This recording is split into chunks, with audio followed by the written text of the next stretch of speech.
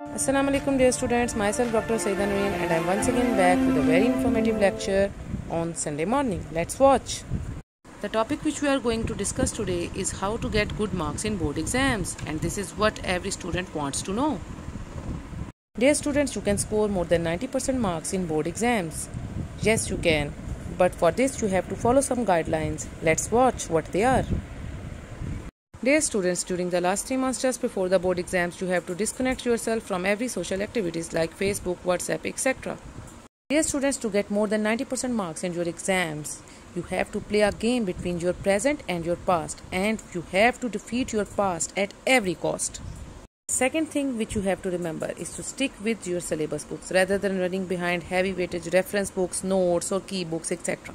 The third thing is be careful with your weak points. If you have any weak points like writing, grammar, spelling mistakes, you have to remove them before board exams. Remember students, time management is very necessary. If you do not manage the time, it will kill your marks. Practicing from the sample and previous year papers is the best way for the preparation of any exams. Students, don't underestimate the English language because whatever you are studying, you have to write down in English.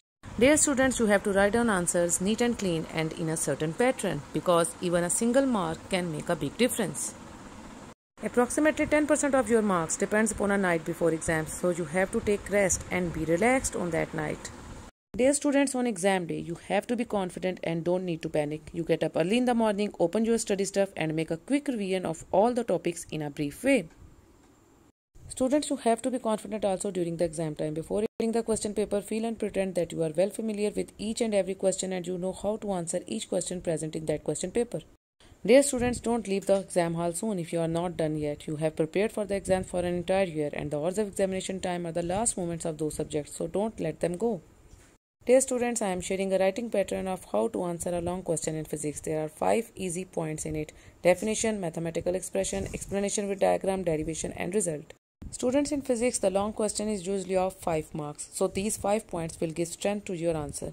That's why you have to write down your answer under these headings.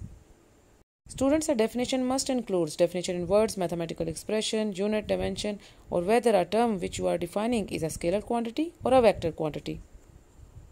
Remember students, the short answer questions are the main entity of the whole question paper, for which the reasoning is very necessary. So if you have to answer in yes or no, then it must require a valid reason. That's all for today students. I hope this video will help you out to gain more marks in your board or university exams. You can like, subscribe and share my channel. Until the next lecture, take care. Allah Hafiz.